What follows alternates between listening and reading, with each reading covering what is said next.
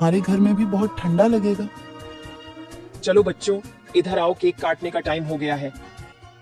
जब केक काटने लगता है तो पिंकी और चिंकी एसी की ठंडी ठंडी हवा खाते खाते शिवम के कमरे की तरफ चले जाते हैं और शिवम के कमरे के बाहर खड़े होकर एसी की ठंडी ठंडी हवा का मजा लेने लगते हैं। एसी की ठंडी ठंडी हवा खाते खाते वह दोनों कमरे के अंदर चले जाते हैं। दीदी, कमरा तो सबसे ठंडा है, इसमें कितनी ठंडक है। और दीदी, ये देखो, ये बिस्तर कितना सुंदर है, बिल्कुल मखमल जैसा। दोनों बेड पर बैठ जाते हैं और ठंडी ठंडी हवा का आनंद लेने लगते हैं। देखते ही देखते 15 मिनट बीत जाते हैं और आराम करते करते कब दोनों की आंख लग जाती है उन्हें पता ही नहीं चलता। इतने ही देर में अचानक से शिवम की बहन टीना कमरे में आ जाती है। वह पिंकी और चिंकी दोनों को शिवम की बेड पर लेटा देखकर जोर से भड़कती है। ये दोनों मेरे कमरे में क्या कर रहे हैं? माँ इधर आओ, देखो ये दोनों मेरे बेड पर क्या कर रहे हैं। टीना की आवाज सुनकर हेमलता कमरे में आती है। तुम दोनों अभी के अभी मेरे बेड से उठो। पिंकी और चिंकी हेमलता की आवाज सुनकर जग जाते हैं। लता भी हेमलता की आवाज सुनकर भागी भागी चली आती है। क्या हुआ मालकिन? आपकी बहुत जोर से नीचे आवाज आ रही थी। क्या हुआ? ये पूछ क्या नहीं हुआ? ये देख नहीं रही तू? तेरे बच्चों ने अपने गंदे मेले बदबूदार कपड़ों से मेरा पूरा बेड गंदा कर दिया। तेरे बच्चों ने एसी देखा नहीं कि सोने चले मेरे बेड पे। हद होती है यार। मैं तो तेरे बच्चों को इसलिए बुलाया था कि इनका भी थोड़ा मन लग जाएगा। इन्होंने कभी ऐसी पार्टी लाइफ में देखी नहीं होगी, ये भी देख लेंगे। पर ये तो अपनी औकात ही भूल गए। ये हमारा घर है, कोई धर्मशाला नहीं कि कोई भी भिखारी हमारे कमरे में आ जाएगा और आकर के सो जाएगा। तू अभी के अभी अपने बच्चों को लेकर निकल यहाँ से। और हाँ, कल से काम पर भी आने की जरूरत नहीं है। मालकिन ऐसा मत करो, मेरी बात तो सुनो। बच्चे नादान हैं। मैं वादा करती हूँ आगे से ऐसा दोबारा नहीं होगा। यह मेरी आखिरी भूल समझकर माफ कर दीजिए मालकिन। मुझे काम से मत निकालिए मालकिन। इस काम के सहारे तो मेरा घर चल रहा है। ये तेरी सर दर्द है। अब तू यहाँ पर काम नहीं कर सकती। अब तू अपने बच्चों को ले और यहाँ से निकाल। हेमलता लता और उसके बच्चों को घर से बाहर निकाल देती है और आगे से काम पर आने को भी मना कर देती है। अब लता के पास कोई काम नहीं था। घर का सारा भार अब घनश्याम के कंधों पर आ गया था। हे भगवान, आज तो खाना बनाने के लिए आटा भी नहीं है। अब मैं आटा कहाँ से लाऊं? मेरे पास तो अब और पैसे भी नहीं है।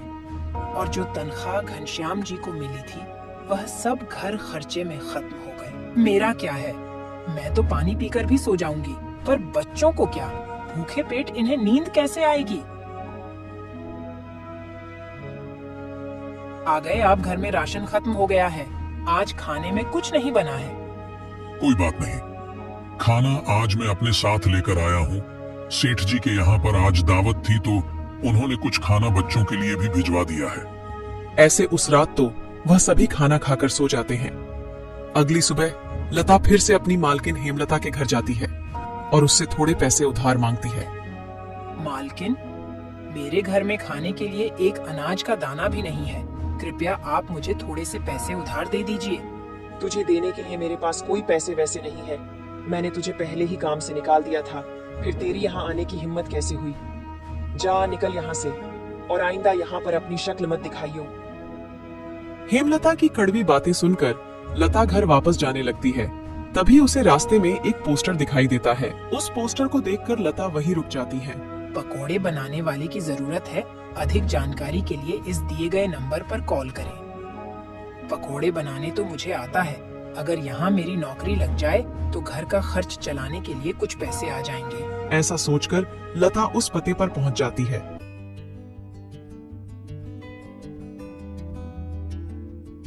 भैया, मैंने आपका पोस्टर देखा। आपको किसी पकोड़े बनाने वाले की जरूरत है?